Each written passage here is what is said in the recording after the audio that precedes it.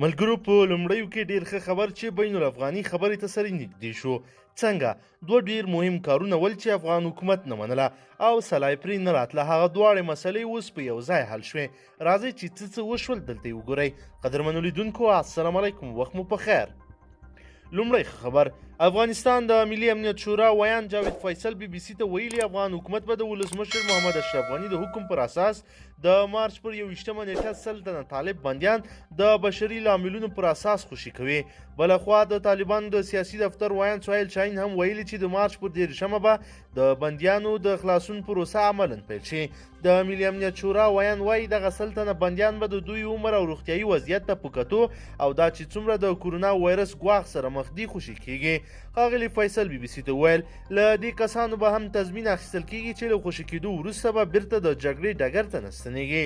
نوموړي زیاته کړې چې پر راتلونکو ورځو کې به د طالبانو یو پلاوی د خبر دوام لپاره د افغان حکومت له یو پلاوي سره مخامخ ګوري. بلخوا قطر کې د طالبانو د سیاسي دفتر ویان سهیل شاهین پر خپل ټویټر پاڼه بیا لیکي د بندیانو د خلاصون پریکړه چهارشنبې په غونډه کې وشوه چې د طالبانو د تخنیکي ټیم سره سره صلیب، امریکا، قطر او د افغان حکومت د تخنیکي ټیم ترمنځ د ویډیو کانفرنس له لارې جوړه شوې وه. ښاغلي شاهین لیکلي چې دې غونډې 4 ساعتونو دوام وکړ او د بندیانو د خلاصون پر پروسې مفصلې خبرې وکړې. دویم خبر افغان حکومت لپاره، افغان حکومت له طالبان سره د مخامخ لپاره 20 کسیزه پلاوی اعلان کړی. د افغانستان ملي رادیو تلویزیون ویلي چې د ملي امنیت پخوانی رئیس معصوم ستانکزی به د دې پلاوي مشري کوي.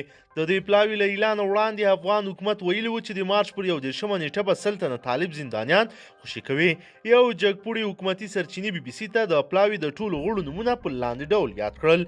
معصوم ستانکزی چې ویل کېږي د پلاوي مشر به وي باتور دوستم، غیرت بهیر، زرار مقبل، محمد ناطقي، ډاکټر رسول طالب، حبیبیه سرابي، کلیم الله نقیبی، جنرال ایوب انصاری، زکیه وردگ، نادر نادری، متین بیگ، زینب موحد، مولوی عنایت الله بلیغ، شریف زرمتی، عبدالهادي ارغندیوال، خالد نور، حفیظ منصور، ډاکټر امین احمدی او شهلا فرید.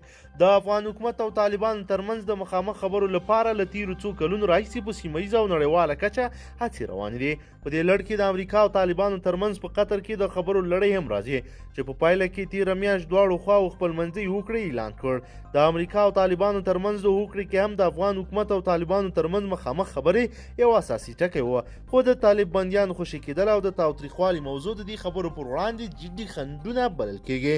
طالبان ټینګار کوي چې لومړی باید د دوی 15,000 بندیان د افغان حکومت له بند خوشي شي او بیا به دوی افغان حکومت سره مخامخ خبرو ته کینی. خو افغان حکومت بیا وایي چې د بندیانو د خلاصون واک له دوی سره دی او لومړی باید تاوتریخوالی کم کړي. قدرمنو لیدونکو که چیرې غواړئ چې ورته تازه او مهمو پیښو څخه ځان ډیر ژر او په لنډو کې خبر کړئ، زموږ چینل سره سبسکرایب کړئ او ویډیو سره حتما لایک کړئ. تر بل ویډیو مو په لوی رب سپارمه.